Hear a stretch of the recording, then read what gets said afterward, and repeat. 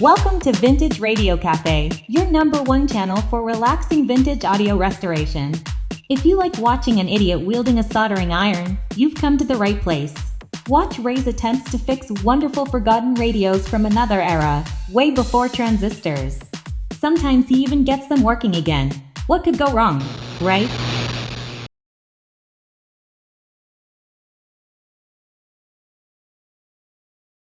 Okay, folks, so welcome back. Welcome back to part 6, the final episode of the restoration of this little Saba 125.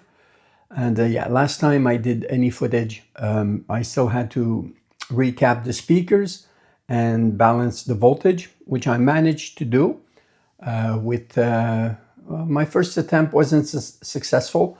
The voltage was brought down like 20 volts below target, so that was a 30 volts difference with the first arrangement of resistors that I had put outside of the rectifier. But I changed that. I doubled the amount of resistors, and I'm now about 5-6 volts lower than target, which I prefer because I'm just lower at mains on the variac when the variac is set at 120 volts exactly. But I know for a fact here my voltage is always at 121 at the lowest, and it goes up all the way to 123-ish during the day. So it's all done. It works. And it took me forever. It took me a very long time to do. At first, it was just supposed to be a repair for Patrick. And I assumed because it had only 6 vacuum tubes, and looking at the schematic, it looked like a very simple radio, but it turned out to be almost a nightmare. So the chain of events, I took some notes, if you will allow it. Got it for repair. So I discovered as I worked on it, there were a lot more problems than expected. So I informed the owner, Patrick, of all that was involved repairing it. And I didn't know if it was going to work at the end, but it absolutely needed a recapping, a new rectifier. It was completely dead. And most importantly, a transformer. So, Patrick, who was already moving most of his radio, was very, very generous and told me, I told you all that, but just to recap, he told me that he thought that I worked so hard and invested so much time into it that I deserved it more than him, so he wanted to give it to me, and I refused. I didn't accept him giving it to me. I bought it from him instead, and after that, I ordered the transformer, and I had to wait. Like just a couple of days. I think 3 days short of a month. I wasted also a lot of time on the wafer switch, and I have still, to this day, I still have to find a radio, German or otherwise, other brands, that will allow me to access the wafer switch easily. Aside from the Telefunken Gavotte that I did, unless I would take the half of the radio apart, I can't access them and clean them to my liking. But radio still works, and I just wasted too much time. I'm stubborn, I know. But while I was waiting for the transformer, I also started another project and started working on the restoration of my bicycle. And I was also helping out Bruno, who needed a transformer for his Ortello. And I sent him one that I took from the donor unit, the Tannhauser that I had. And make a long story short, you can see the footage here. Not only did he not receive it, but when it was returned to me, it was absolutely, absolutely destroyed. I did the ring test on it, and there was only a couple of secondaries that were ringing. The 2 main voltage the windings for the high voltage, the 220 and the 240, were not working anymore. So, it's going to be okay because he found one in Italy, So for not too much money. So, but I wasted a lot of time on that, removing the transformer, getting it ready, cleaning it, packing it, shipping it, then keeping keeping track of the package. And no, nobody rang his door. He never got it. So that was really frustrating for both of us. But it's gonna be okay since he found one. Uh, what else did I want to say? Yeah. So yeah, you can also see here on the footage all the caps that I changed. It ended up, being more caps than I thought. I changed 16 in all, just one vacuum tube, the rectifier rebuilt and all that. But still after a full recap, after balancing the voltage, the radio was still humming, an incredible hum, especially on startup, and it was independent of the volume. So it wasn't, as far as I could tell, it wasn't in the amp section, the output, or the speakers. It was really around the power supply. And I'll talk about this later, but it was, I mean, it's a Saba. It's well built, but the design with just a half wave rectifier is really a bad idea, in my opinion. So after I changed it for just one single silicone diode, it doesn't flatten the voltage enough. The ripple is way too high. So I spoke about that with David. Many hours spent on trying to troubleshoot that, and he suggested I add a few caps, one cap on each of the filter capacitors, and yeah, it did quiet down the hum a little bit. So 16 caps plus two additional ones. I put two 18 microfarads, one on each cap, and it helps. But when the radio is warmed up, it's not so bad. You just raise the volume a little bit, and you don't hear the hum anymore. But it's always present. So I don't think I'll be able to make it work any better than that. And of course, I don't know how it sounded when it was new with the half wave rectifier they had put in, the Siemens Selenium. I don't know, maybe it hummed, maybe it didn't. I'll never know. All I know is now I cannot get it perfectly, without a hum. So 18 caps, one resistor, rectifier, and transformer. Okay, one other thing I want to talk about. See the sticker here? Or you might not see it, but it says 125 here.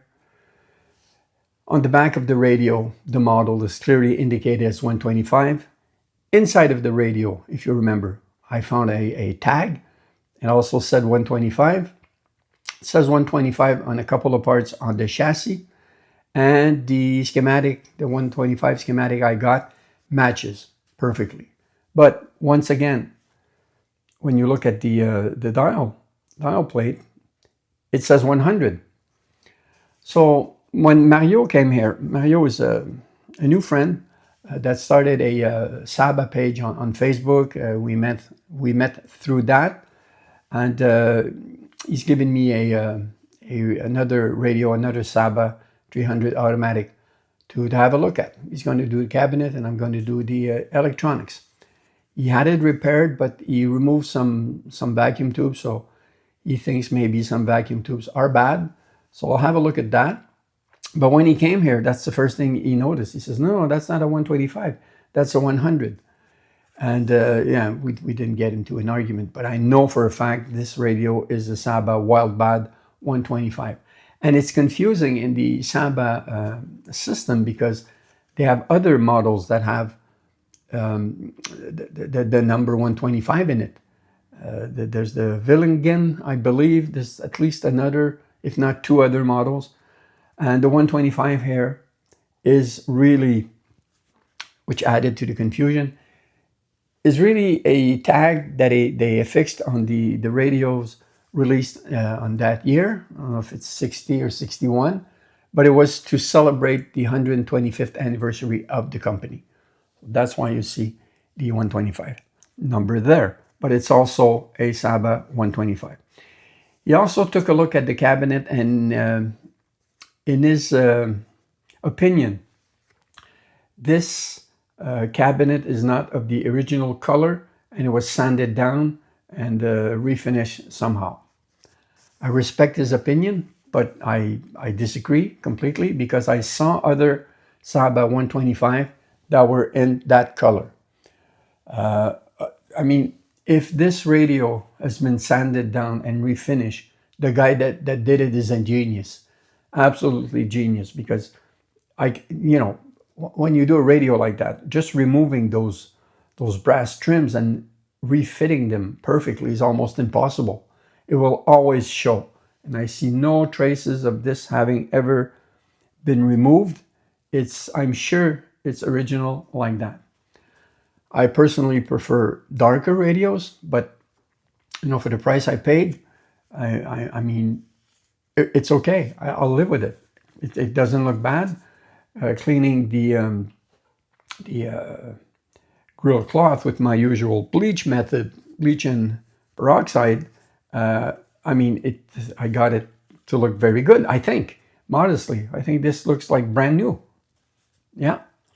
So I just wanted to make this very, very clear. It's not a 100.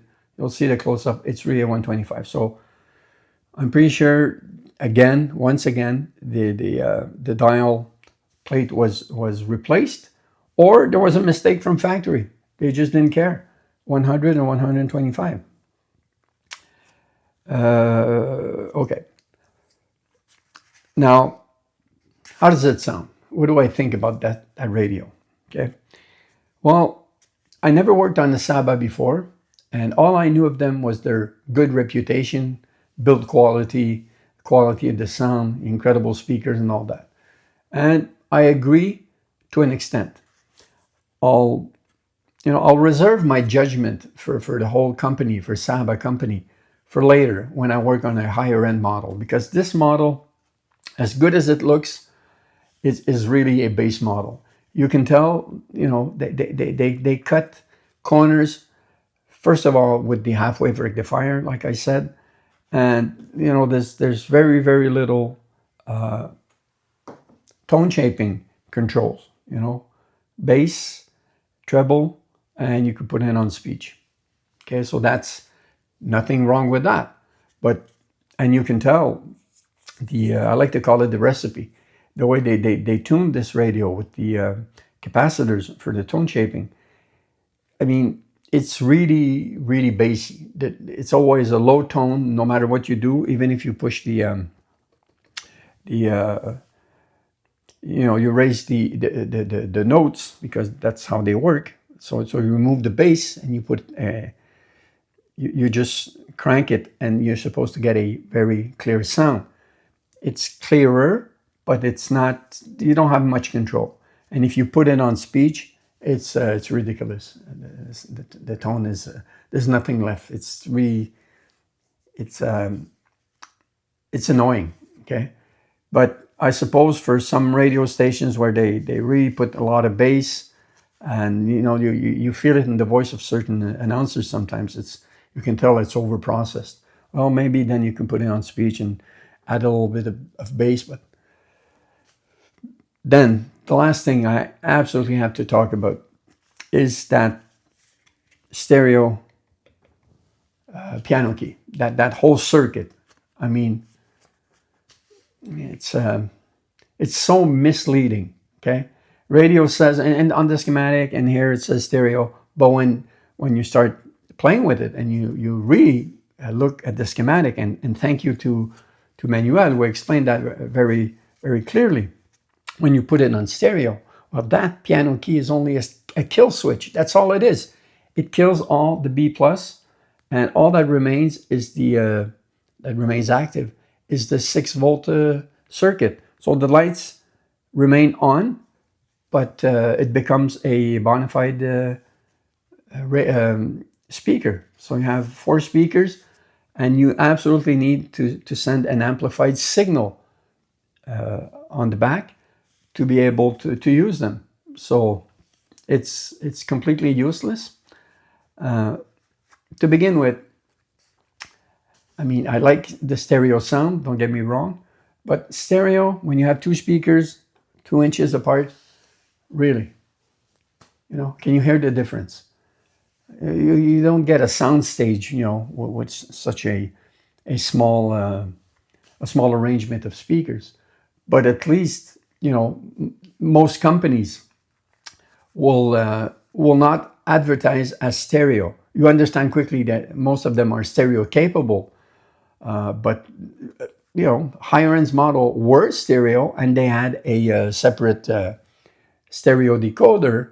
There was a module added at the back or inside, and you can see, looking at the circuitry, they've got 2 preamp tubes and 2 output tubes. That's the base. When you only have one and it says stereo, well, look again, it cannot be stereo. Okay, talked about that. But I have to say, the overall build, you can tell it's superior. So that's why I say I'm reserving my judgment for the Saba company as a whole for later, when I work on a higher end radio, because I can tell, even though they cut corners on this one, the quality of the piano keys is nothing I've seen before. The tuning knobs, everything, and how it tunes, generally. I mean, that's always my test. If I can get 107.8 Burlington, if I can get that, I know I have a good tuner in my hands. And this radio tunes great. If it weren't for the hum, it would be an absolutely perfect radio, aside from the tone shaping. Yeah, so piano keys are really top notch.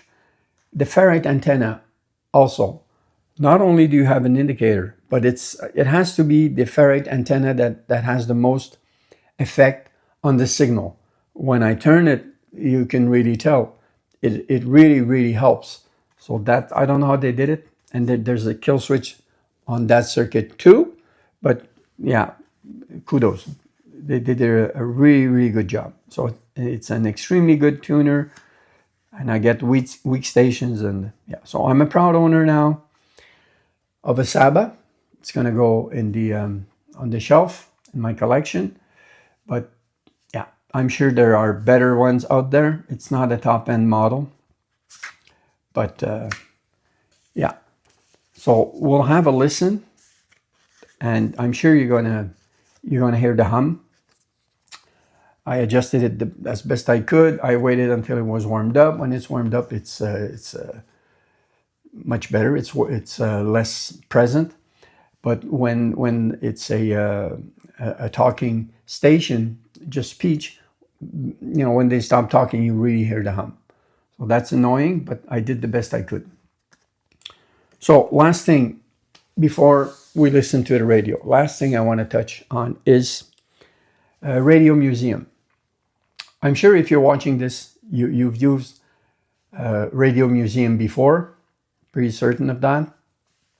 And since March of this year, I've been in touch with Yuli, I hope I pronounced it correctly, from Radio Museum. And I made a suggestion. I asked if it were possible to put our videos on the site, meaning that when you would search for a model, let's say you search for the Saba 125, you get your usual information, you get the pictures, if there are any, you get the schematics, and you've got, quite a bit of information. But I told him, wouldn't it be nice if in those results we also had all the videos available, the videos at least on YouTube? And he said, yeah. So it got him thinking, and he did all the heavy lifting, the programming, and all that. So since a couple of weeks now, we are able to upload the links, not the video, but the links to the videos of the restoration we do. So when you search now, from now on, if you search any of my the radios that I have done, you will, in your result field, you will see the links to the videos. So I think it's modestly, I think it's a great addition to the site. Instead of doing, 2 searches at least, trying to find the video of one guy that perhaps did the same, restored the same radio you're trying to do, well, you're going to find it right there. If it's been done, if the restorer took the time to upload his video, you're going to find it right there, one search. So it's a one-stop shop. Last thing about the points. I asked the question, if you upload videos, are you going to have points to your account like if you were uploading pictures and diagrams and schematics? And Yuli says it's not impossible, but for the time being, it's not worth the effort. It's a lot more programming. It has to go inside of their program, and they have to keep track of your points and all that. So that would be a separate operation. But he says, in the same sentence, he said, but if it gets really, really popular and people start to use it a lot, we'll consider it. So I'm just saying, and I just want to make as many people as possible aware of that new function on the site, on Radio Museum's site. So if you have videos that you've done, you're a restorer, and you use Radio Museum, don't waste any time. Go put your links, go put your videos in, and it's not complicated. It's just like uploading pictures. So go on the site and upload your videos. It's going to help so many people. It's going to be so much easier. And with time, it's going to become, I believe, or I hope, it's really going to become a one-stop shop. One search and you'll have everything you need. So, I'll conclude this with a little bit of footage of the radio playing, my nighttime FM listening. And thank you once again, for being around, sticking for the whole 6 episode. When I started, I was confident I was going to do it within 2 35-40 minutes episodes, but no, it turned out to be much more complicated to do. I had to do a lot more work on it than I would have liked, but I'm happy. The radio looks good. It plays fairly well for what it is. It's not a top end, but it's still a Saba. And I'm now a proud owner of a Saba. I'll just have to keep looking for a higher end model. But Mario, he buys them all. He's an expert. He's a collector. And whenever he sees a Saba radio, he buys it. So either I get it from him or I try to be quicker than him on Marketplace and other sites. But so that's it for me, guys. Let's have a listen. Thank you again. God bless. Be safe. And we'll catch you in the next episode.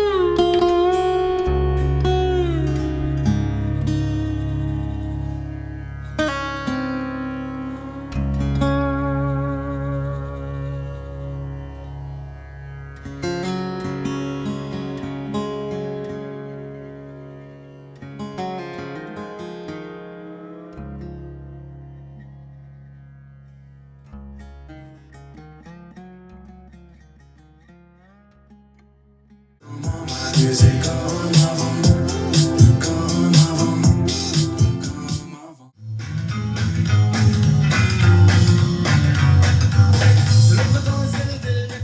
Even if people do not like Donald Trump very much, and so there was an uneasy edge that actually, yes, we can pull off a show and have all this kind of the royals dressed like playing cards as we do, but.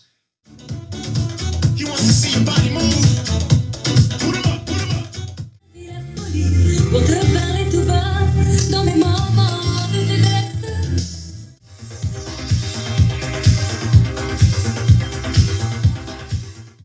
Public, c'est justement pour toutes ces affaires d'appel d'offres, là. On suit ça, mais en attendant, je t'invite à l'île d'Orléans pour aller chez Mag pour manger le burger, ça clique. Vraiment, c'est un coup de génie de ce restaurateur qui...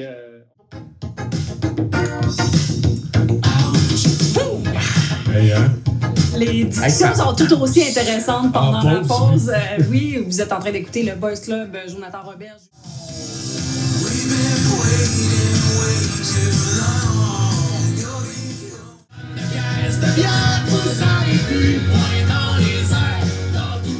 Truly sweet if our time is running out. Day after day. Dans une mêlée de presse à Rimouski, donc le lien de confiance avait été rompu après son exclusion du cabinet. Et à la chanson qu'il a fait avec Jennifer Warnes, s'appelle Bill Medley.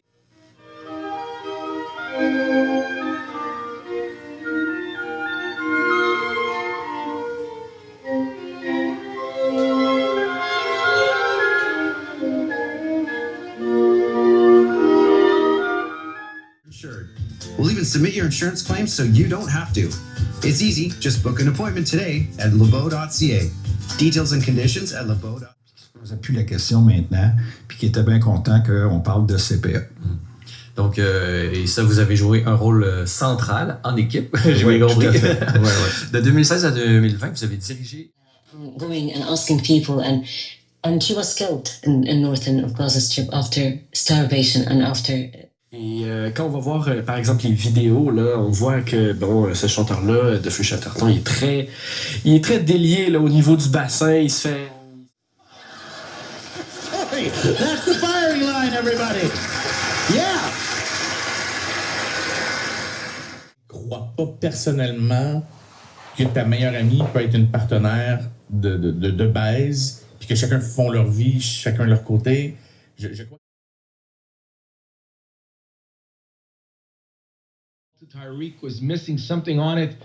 I don't know. They've been in position the last 2 weeks to kind of win those games, and it's.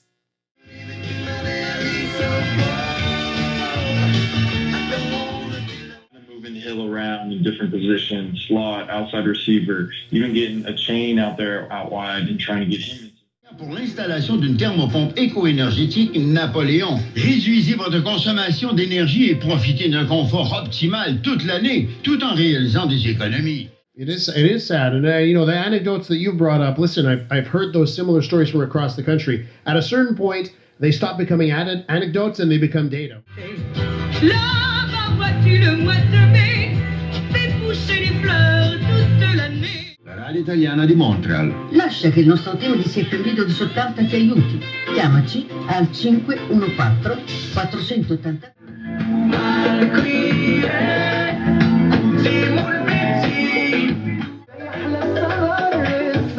Number one.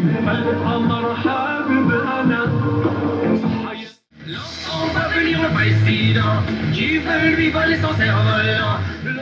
जब भी brand कोई हो अच्छा brand इस्तेमाल कीजिए और सस्ते shampoo को खरीदेंगे आप सोचेंगे कि ये जनाब मेरे लिए ठीक है उस वक्त गुजारना ये है वो.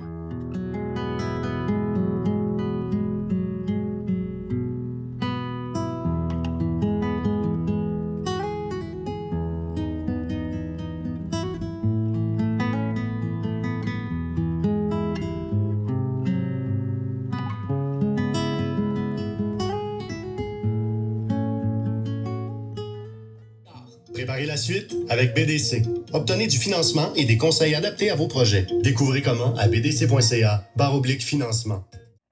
Oui, bien sûr, je te confirme ça. En réalité, le Concorde n'a pas effectué de vol commercial régulier le 11 septembre 2001. En fait, après l'accident de 2000, le Concorde avait été immobilisé pendant un certain temps et les vols n'avaient repris que plus tard en 2001. Donc, il n'y a pas eu de Concorde qui a traversé l'Atlantique ce jour-là, c'est certain. Voilà, c'est juste une petite précision historique, puis on continue avec le reste.